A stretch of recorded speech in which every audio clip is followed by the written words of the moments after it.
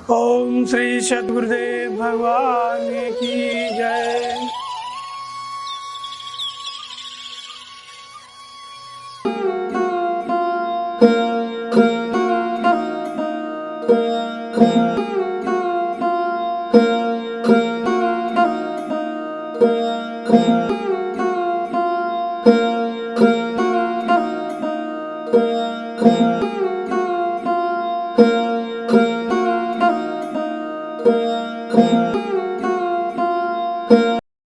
ओम श्री सद्गुरुदेव भगवान की जय।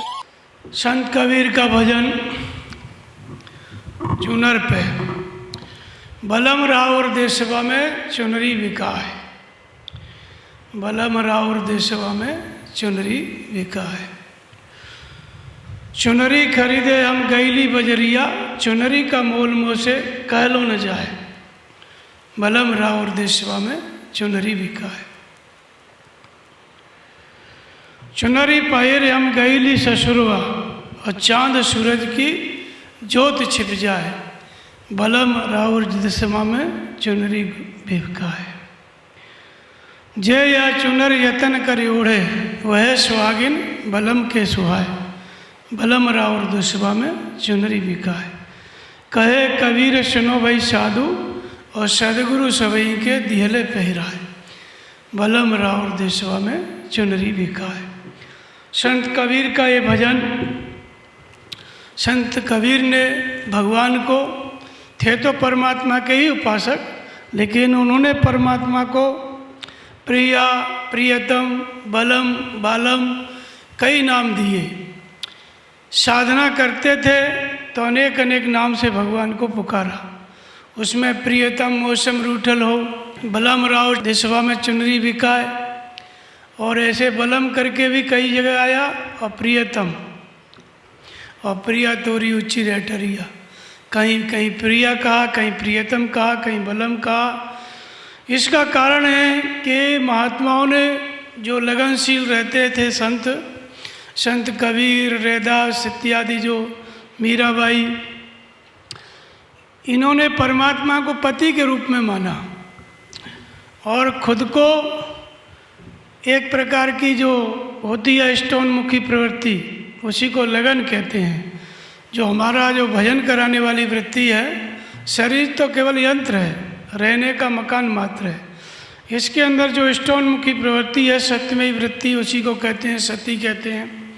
वही भजन कराती है। चाहे स्त्री के भजन करे, चाहे पुरुष भजन करे, जो हमारी लगन है वो स्त्री संज्ञा है, वही भजन कराती है। तो इसलिए वो परमात्मा को पति के रूप में वो स्वीकार करती है।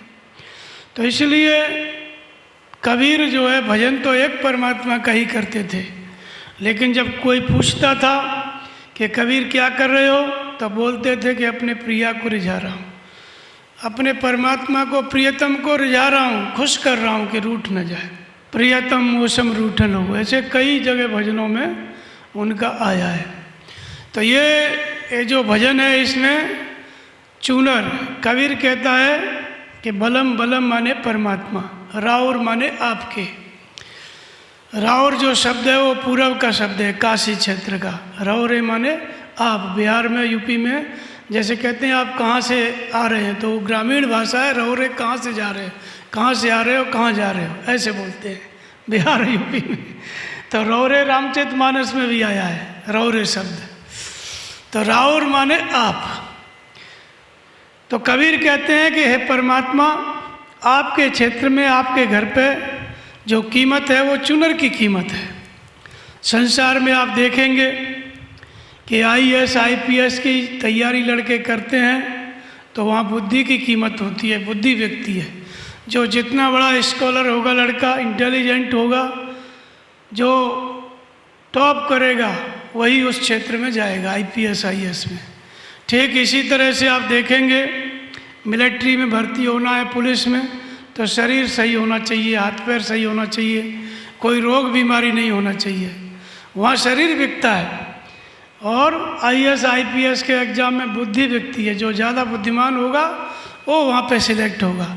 लेकिन कबीर कहते हैं कि परमात्मा के क्षेत्र में, परमात्मा के घर पे, परमात्मा के यहाँ इनमें से कोई नहीं बिकता, चुनर की कीमत है। अब चुनर क्या है? तो वास्तव में हमारा जो चित्त है यही चुनर है। तो कौन से चित्त की कीमत है? तो भगवान रामचरितमानस में तुलसीदास जी कहते हैं, भगवान कहते हैं कि निर्मल मन जन सो मोहि पावा और मोहे कपट छल छिद्रन भावा। मुझे निर्मल मन जिसका हो गया है वो मुझे प्रिय है। भगवान कहते हैं कि जिसका मन निर्मल है वो मुझे प्रिय है, अर्थात निर्मल चित्त। तो चूनर या चद्दर क्या है? जो निर्मल चित्त है वही चूनर है। तो ये संत कबीर कहते हैं कि उस परमात्मा के यहाँ निर्मल चित्त की कीमत है। कबीरदास इस बात को कहते हैं, तुलसीदास जी भी कहते हैं निर्मल मन जन सो मोहि पावा। भगवान कृष्ण गीता में कहते हैं यह त्यर्जित सार्गो ये शाम साम्य स्थितम मन निर्दोषमय समम ब्रह्म तस्मात् ब्राह्मणी ते स्थिता। उन पुरुषों के द्वारा जीवित अवस्था में ही संसार जीत लिया गया, किनके द्वारा? जिनका मन निर्दोष और सम हो गया, जिन्होंने अपने मन को निर्मल कर लिया, निर्दोष और सम कर लिया। तो निर्दोष और सम होने से संसार जीतने से क्या मतलब? तो कहते हैं इधर मन निर्दोष और सम हुआ, निर्मल हुआ, और उधर परमात्मा ब्रह्म निर्दोष और सम है, तस्मात् ब्राह्मणी ते स्थिता। वो तुरंत ब्रह्म में स्थित हो जाता है, परमात्मा में स्थित हो जाता है। तो ये जो चित्त है, चित्त को, निर्मल चित्त को चूनर कहा कबीर ने, तुलसीदास जी ने उसी को कहा निर्मल मन। और एक जगह कहते हैं निर्मल मन अहिर निज दासा नौई निवृत्ति पात्र विश्वासा। निर्मल मन को अहिर की संज्ञा दी। जब निर्मल मन का उदाहरण देना हुआ तुलसीदास जी को, तो अहिर कहा कि अहिर जो है निर्मल मन के होते हैं, उसका उदाहरण दिया, निर्मल मन अहिर निज दासा। ठीक इसी तरह से एक जगह और प्रसंग आता है, माता सीता जब अनसुईया आश्रम में पहुंची तो अनसुईया के पद गई सीता, मिली सुशील बहुर विनीता। उन्होंने क्या दिया? अनसुईया माता ने सीता जी के लिए तो दिव्य वसन भूषण पहराए जे नित नूतन अमल सुहाए। ऐसे वस्त्र दिए पहनने के लिए जो रोज़ पहनो, रोज़ नए नए होते जाते थे, मैले होते ही नहीं थे, पुराने होते ही नहीं थे। वो क्या है? वो भी कबीर की यही चूनर है, जो कबीर कहते हैं कि परमात्मा के घर में चूनर की कीमत है। चूनर माने निर्मल मन, निर्मल चित्त। तो निर्मल चित्त को तुलसीदास जी वहाँ पे बताते हैं, जब अनसुईया जी ने वस्त्र दिए सीता जी को तो रोज़ नए होते जाते थे, दिव्य वसन भूषण। ये क्या है? वास्तव में हमारा चित्त ही वस्त्र है, चित्त ही चीर है। जब ब्रह्म चिंतन से, ब्रह्म विद्या से संयुक्त चित्त होता है तो हम जितना भजन करेंगे, ब्रह्म चिंतन करेंगे, उतना ही रोज़ निर्मल होता जाएगा। सुबह 2-3 घंटा भजन किए, फिर शाम को किए तो चित्त की अवस्था बदल जाएगी, दूसरे दिन फिर किए तो फिर और बदल जाएगी, रोज़ रोज़ निर्मल होता जाएगा। तो ये चित्त जो है ये क्या है? ये चूनर है। तो इस चित्त को, निर्मल चित्त को चूनर की संज्ञा कबीर ने दी। तो उसी को कहते हैं कि परमात्मा, उसी को कहते हैं बलम। आपके घर में किसकी कीमत है? चूनर की। कौन सा चूनर? निर्मल चित्त ही चूनर है, निर्मल मन ही चूनर है, उसकी कीमत है। तो बलम राउर देशवा में चुनरी बिका है। तो ये कहाँ मिलेगा? तो कहते हैं चुनरी खरीदे हम गईली बजरिया और चुनरी का मोल मोह से कहलो न जाए। चुनरी खरीदने के लिए हम कहाँ गए? बाजार गए, लेकिन इसकी कीमत मुझसे कहते नहीं बनती है। बाजार में आप जाओ तो एक से एक अच्छा चूनर, एक से एक अच्छा कपड़ा मिलेगा, लाखों में जिसकी कीमत है, हीरे जड़े हुए, सोना जड़े हुए, सोने के तार जड़े हुए। तो कबीर क्यों कहता है कि उसकी कीमत मुझसे कहते नहीं बन रही है? क्योंकि बात ही ऐसी है। जब निर्मल चित्त के लिए कौन सी कीमत चुकानी पड़ती है? जब किसी को अपने चित्त को निर्मल करना है, मन को निर्मल और निर्दोष करना है, तो उसको कौन सी कीमत चुकानी पड़ती है? बाहर लाखों करोड़ों में वो खरीदने से कोई चूनर नहीं मिलेगी। ये तो चित्त को निर्मल करने की अवस्था है और इसकी कीमत बहुत बड़ा त्याग है। महात्मा बुद्ध को जब चित्त को निर्मल करना हुआ, इस चूनर को खरीदना हुआ, तो राजपाट सब छोड़ना पड़ा, राजकुमार थे, सब कुछ छोड़ के वन को जाना पड़ा, भजन करना पड़ा।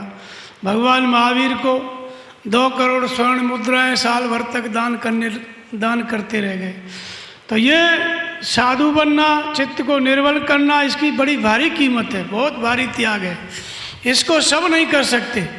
जिसको भोगों की नश्वरता स्पष्ट दिख जाती है, महावीर और बुद्ध की तरह, ऐसे ही राजा मनु थे, तीनों लोकों के सम्राट थे, लेकिन एक दिन उनको भी ये भोगों की नश्वरता दिखाई पड़ी।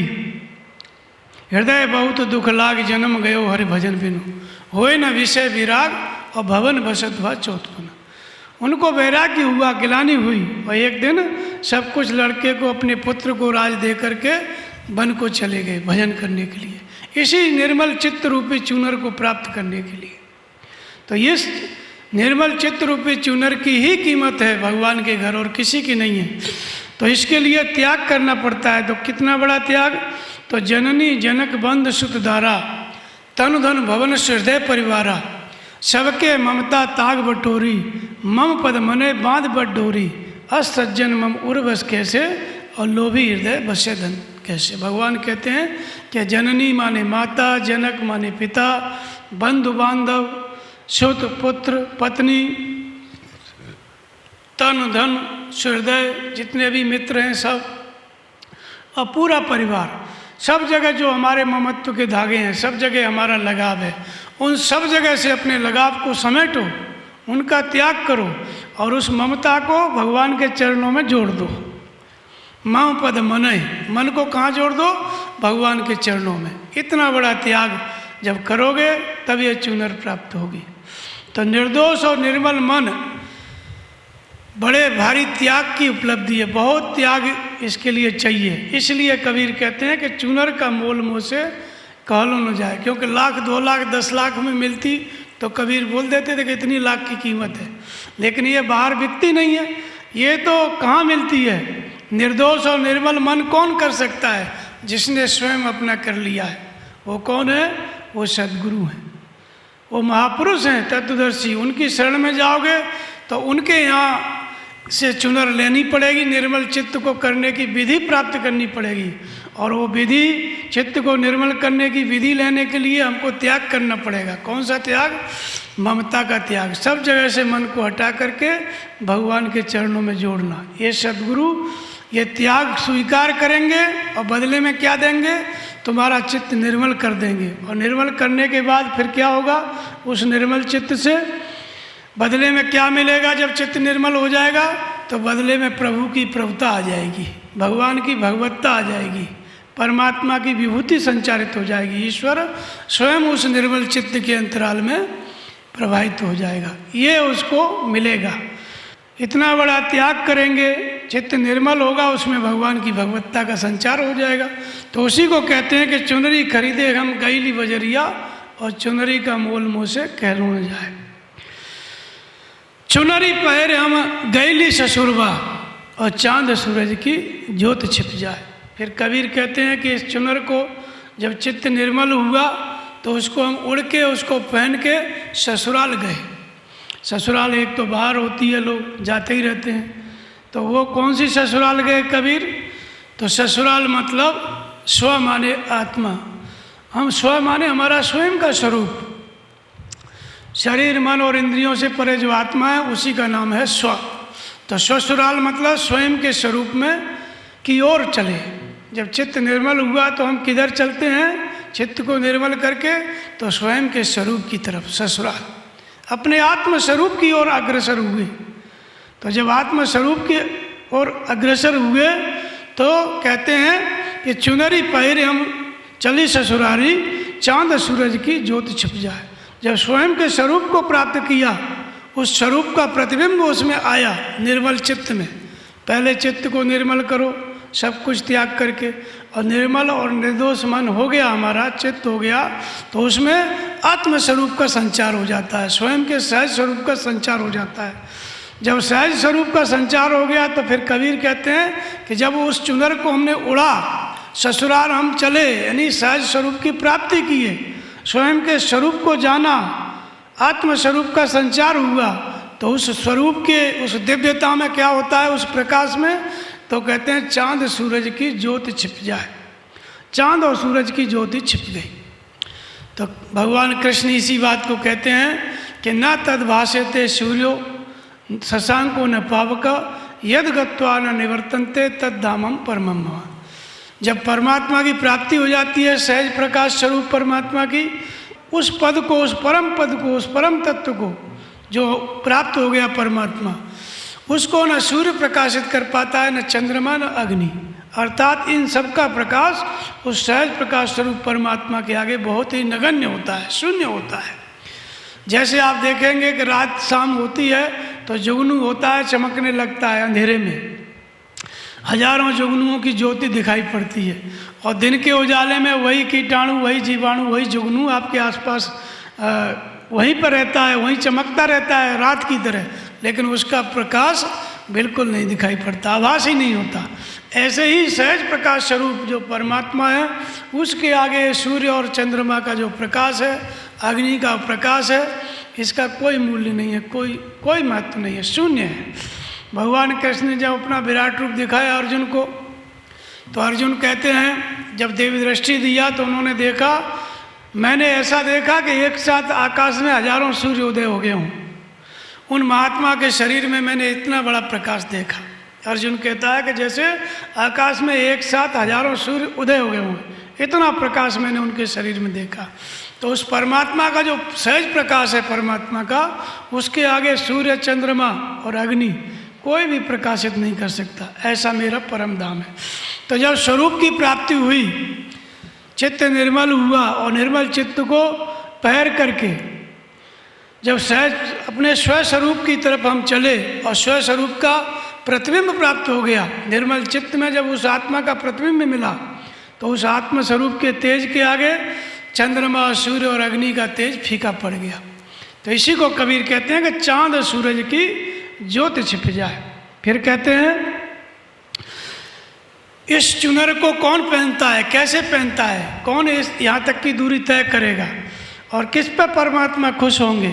तो कहते हैं जो या चुनर यतन कर ओढ़े वह सुहागिन बलम को सुहाए। इस चुनर को ओढ़ने के लिए बड़ा यत्न करना पड़ता है। यत्न के लिए कई जगह आया है, ये चादर सुर नर ओढ़ी तो ओढ़ के मैली कीनी, और दास कबीर यतन से ओढ़ी जुगत से ओढ़ी और ज्यों की त्यों धर दीनी।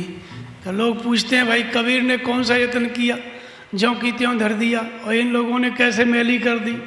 वास्तव में सुर नर मुनि या ध्रुव, प्रहलाद, सुदामा, ये योग की अवस्थाओं के नाम है। ऐसा नहीं है कि ध्रुव ने उड़ी, ध्रुव ने भगवान को नहीं प्राप्त किया और मैली कर दी, भगवान को पाया। जैसे कबीर ने ज्यों की त्यों धर दी, वैसे ही ध्रुव ने भी धर दी, वैसे ही प्रहलाद ने, वैसे ही सुदामा ने, इन सब ने भगवान की प्राप्ति की। इसका मतलब ये नहीं है, बाहर नहीं है, ये तीनों योग की अवस्थाएं। ध्रुव का मतलब होता है अटल स्थिति। जिस दिन से हम भजन करने लगते हैं तो परमात्मा के प्रति दृढ़ता हमारे अंदर आ गई, तो ध्रुव। प्रहलाद माने प्रेम, जब भगवान के प्रति प्रेम उत्पन्न हो गया, आह्लाद, प्रेम में आह्लादित होने लगे, तो प्रेम ही प्रहलाद है, ये अवस्था आ गई। और सुदामा का मतलब होता है जब हम सुबह परमात्मा उसके धाम की तरफ चलने लगे, तो ये सुदामा है। तो ये तीनों योग की अवस्थाएं हैं। अभी रास्ते में चल रहा है, तो रास्ते में चलते चलते साधक विचलित हो सकता है, और पूर्व में कई इस अवस्था से साधक विचलित भी हुए। तो कबीर इसलिए कहता है कि ध्रुव की अवस्था, प्रहलाद की अवस्था, सुदामा की अवस्था, ये योग की अवस्थाएं हैं, ये कोई ईश्वर की प्राप्ति नहीं है।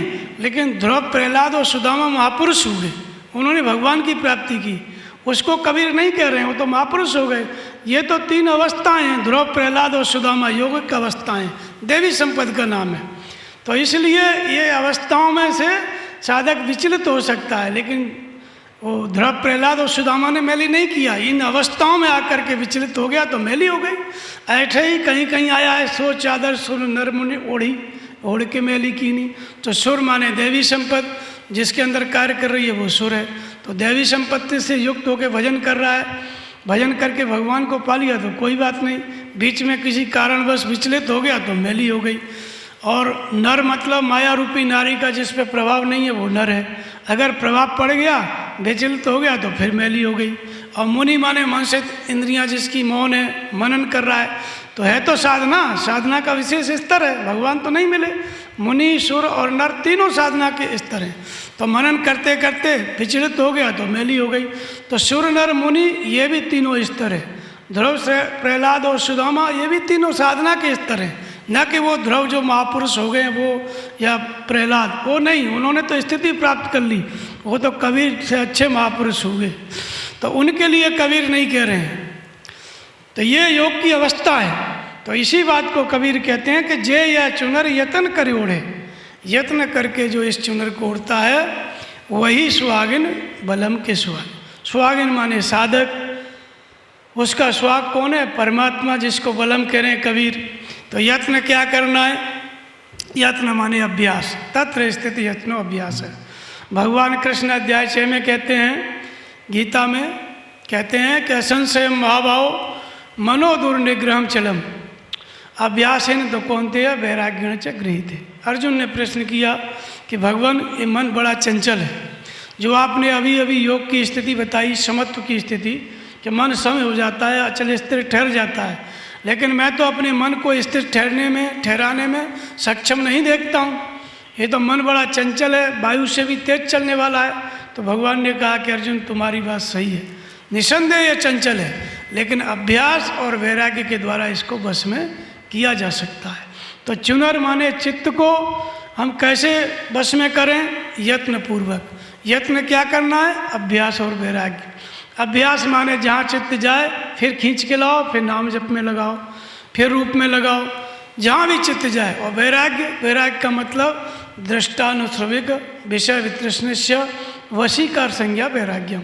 जहाँ भी दिखाई, जो कुछ भी दिखाई पड़ रहा है, सुनाई पड़ रहा है, उसमें मन न जाए। दिखाई पड़े कोई कल्पना न उठे, कुछ भी सुनाई पड़े कोई कल्पना मन में ना उठे, इसको वैराग्य कहते हैं।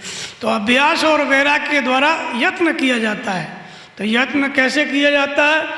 तो कबीर कहते हैं कि जागत में सुमिरन करे, सोवत में लोलाए, और सूरत डोरे लागी रहे, तार टूट ना जाए। जागो तो सुमिरन में जियो, सुमिरन करो सुबह से शाम तक, नाम का, स्वरूप का सुमिरन में जियो। और सुमिरन करते करते रात को जब निद्रा लाभ करो तो फिर सोते समय सूरत को श्वास में विधिवत लगा के तब सो। तो जागत में सुमिरन करे, सोवत में लोलाए, सूरत की डोरी लगी रहे। सुबह उठो 3 बजे, 4 बजे, 2 बजे, तो फिर सूरत वहीं पे लगी मिले। इस तरह से यत्न किया जाता है रात दिन। यत्न पूर्वक जब लगा रहता है तो कहते हैं वही सुहागिन, वही पतिव्रता है, वही सुहागिन है, वही साधक, वही भक्त। बलम माने परमात्मा, वही परमात्मा को प्रिय होता है। तो लोग कहते हैं कि भगवान किसको प्रेम करते हैं? भगवान को तो सभी प्रेम करते हैं, लेकिन भगवान किसको प्रेम करते हैं?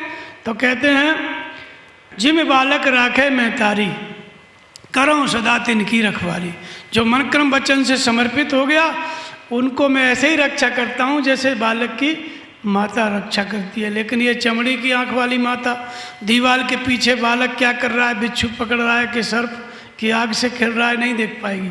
लेकिन भगवान की दृष्टि चारों तरफ जाती है। तो जो समर्पित भक्त है भगवान उसकी रक्षा में स्वयं खड़े हो जाते हैं। भगवान कहते हैं कि मच्चित्ता मदगत प्राणा बोधयंत परस्परम कथयंतश्च माम नित्यम तुष्यंती च रमंती च। जो मुझ में ही चित्त लगाता है, मुझ में ही प्राण को लगाता है, बोधयंत परस्परम, मेरी प्रक्रियाओं का परस्पर बोध करता है, मुझ में ही रमण करता है, उसके लिए मैं विशेष कृपा करके खड़ा हो जाता हूँ। उसकी आत्मा से अभिन्न होकर के जागृत हो जाता हूँ। और जागृत होकर क्या करते हैं? तेषामेवानुकंपार्थ अहम अज्ञानजम तम नाशामि आत्मभावस्तो ज्ञान दीपिन भाष्यता। अज्ञान को नष्ट करता हूँ ज्ञान रूपी दीपक के द्वारा, और योग के अंदर प्रवेश करने वाली बुद्धि प्रदान करता हूँ। अर्थात योग में प्रवेश करने वाली बुद्धि, भगवान को प्राप्त करने वाली बुद्धि भगवान खुद आपको देते हैं। बुद्धि तो सबके अंदर है, सबके पास है, लेकिन उस बुद्धि में योग क्रिया का संचार कर देते हैं। जब संचार हो जाता है तो भक्त उस भगवान की योग क्रिया के द्वारा, योग माया के द्वारा भगवान को देखता है। तो यत्न करो, यत्न के द्वारा ही जो यत्न करता है, सिमरन में लगा हुआ है, वही साधक भगवान को प्रिय है। तो कौन प्रिय है? निंदा स्तुति उभय सम ममता मम पद कंज ते सज्जन मम प्राण प्रिय गुण मंदिर सुख पुंज। भगवान कहते हैं कि निंदा और स्तुति दोनों को जो समान समझते हैं, न कोई निंदा कर रहा है उससे प्रभावित होता है भक्त, और न कोई प्रशंसा कर रहा है तो उससे प्रभावित होता है। प्रशंसा और निंदा दोनों को सम कर लिया है जिसने, कोई प्रभाव नहीं पड़ता है। ममता मम पद कंज, केवल परमात्मा के चरणों में प्रेम है। भगवान कहते हैं ते सज्जन मम प्राण प्रिय, ऐसे संतजन, ऐसे महात्मा, ऐसे भक्त मुझे प्राणों के समान प्रिय हैं। क्या है उनके पास? बोलते गुण मंदिर, संपूर्ण सद्गुणों के मंदिर हैं और सुख के धाम है। तो जो यत्न करता है वो क्या प्राप्त कर लेता है? सब कुछ प्राप्त कर लेता है, इसलिए वो भगवान को प्रिय होता है। वही सुहागिन बलम के सुहाग। अब ये चूनर कहाँ मिलती है? इसको प्राप्त करने के लिए इसको कौन देता है? तो कहते हैं अंत में, कहें कबीर सुनो भाई साधु सदगुरु सबही के दियले पैरा है। कबीर कहते हैं कि साधु सुनो, संतो सुनो, ये चुनर, ये निर्मल मन निर्मल चित्त वाली चुनर कहाँ से मिलेगी? इसको सदगुरु पहना देगा। इसको आज तक जितने महापुरुष हुए, जितने भक्त हुए, उन सबको सदगुरु ने प्रदान किया। क्यों? क्योंकि बिन गुरु भवनि तरे न कोई, और जो विरंच शंकर सम होई। गुरु के बिना भवनित से कोई नहीं तर सकता। अगर ब्रह्मा और शंकर जैसी प्रतिभा वाला व्यक्ति है, साधक है, फिर भी अगर गुरु से दूरी हो गई तो उसको जन्म लेना पड़ेगा। जो विरंच शंकर सम होई, इतनी अवस्था पे भी गुरु से दूरी हो गई तो फिर जन्म लेना पड़ेगा। तो गुरु के वचन प्रतीतन जाई, सपने सुगमन सुख सिद्ध ताई। सदगुरु के द्वारा ये चुनर प्राप्त होती है। गुरु के वचन प्रतीतन जाई, राखे गुरु जो कोप विधाता, और गुरु रूठे नहीं को जगत त्राता। अगर विधाता कोप गया, विधाता माने हमारा भाग्य खराब है, कुसंस्कार लिखे हैं, यातनाएं लिखी हैं, पीड़ा भाग्य में लिखी हैं, तो कोई बात नहीं। अगर विधाता रूठा हुआ है मतलब भाग्य खराब है, तो सदगुरु की शरण में जा, सदगुरु रख लेंगे। सदगुरु उन कुसंस्कारों को, उस दुर्भाग्य को मिटाने की साधना विधि बता देंगे और शुभ संस्कारों की रचना का मार्ग बता देंगे, कुसंस्कारों को मिटाने का मार्ग बता देंगे। तो जो है जितनी भी यातनाएं लिखी हुई हैं भाग्य में, वो सब समाप्त हो जाएंगी। अगर विधाता रूठा हुआ है तो गुरु के द्वारा उस रूठे हुए विधाता को मनाने का मार्ग है।